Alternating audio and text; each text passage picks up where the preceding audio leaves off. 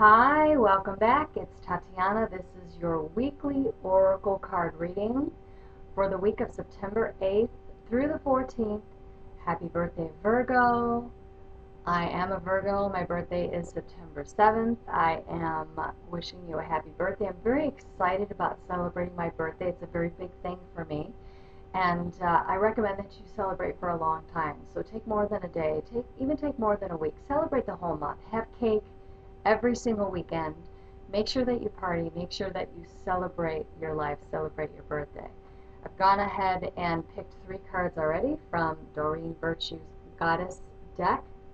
I love this deck. It's one of my favorite ones to use. And the very first card is the Lakshmi card. And Lakshmi is the goddess of prosperity, abundance, affluence, beauty, life purpose, finding beauty in your surroundings.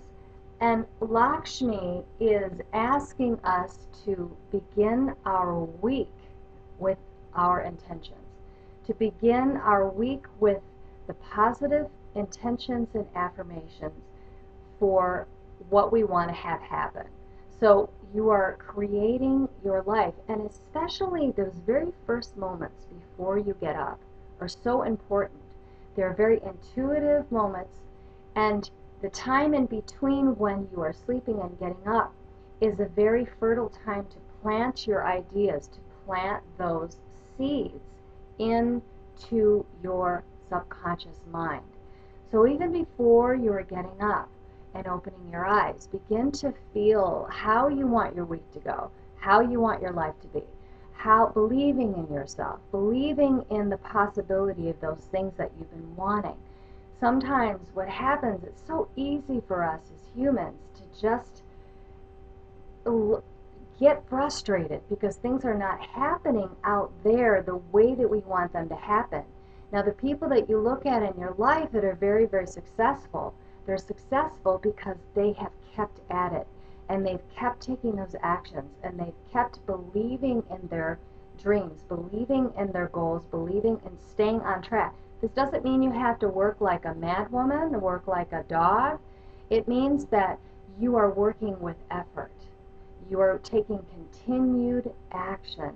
And also, Lakshmi is calling for us to clean up those piles of clutter that you have in the house. Sometimes in the summer, things are a little bit different, and there might be things that have accumulated in certain rooms, piles of things. Lakshmi is showing that a way to bring in affluence and bring in abundance and bring in prosperity is to get about organizing your space and organizing and going through. There might just be piles of mail that are just kind of sitting around, right? Or just piles of documents. Organize those documents or put them in a very nice file box or organization box so you're not looking at them all the time. So get rid of your clutter. And being that we are in September, the month of Virgo, the month of Virgos are about organization and fixing and projects. So this is really a good time to do that. And we're kind of getting into that cycle now of the end of summer. Now, I like to hold on to summer as long as I can. And that's the kind, I'm a summer girl. But you might already be feeling, okay, well, the summer's wound down, and now we're getting into the fall, which brings me to my next card. This is the Mother Mary card. And Mother Mary, see how we have these angels here? It's kind of these they almost look like children, right? And there's this feeling of a wheel. It's very easy for us to get caught back up in the hamster wheel. Oh, okay, school is starting, and getting back to that schedule, getting back to the grind. You know, if you hear yourself saying it's time to get back to the grind, time to get back to the grind, you want to change those thoughts. And yes, things are transforming from the season, but it's important, as I was saying with the Lakshmi card, to set those intentions. Just because we are moving to a different cycle doesn't mean that we can't have those free days that we may have had at the beach or at the park.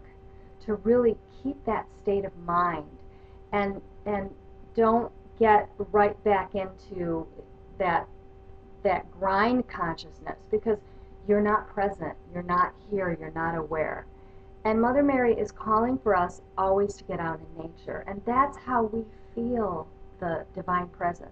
That's how we feel the goddess energy, by being out in nature. So get out there, get in nature, and feel the love that is there for you, that will nurture you just by sitting and being out there. It's really beautiful. Our last card, Pele, Divine Passion. Look at the fire in this card. Look at the fire. What have you committed to in the past that you've put on the back burner? What have you kind of lost sight of? It's really time to get back and focus on what's important to you around your life purpose, around what you love to do.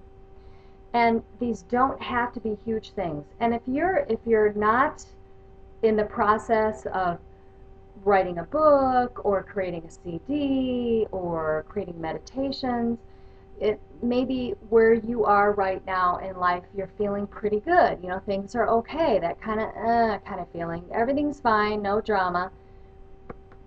This card is calling for you to zhuzh up your energy, to tap into what lights you up. Do you like to dance? Moving your body.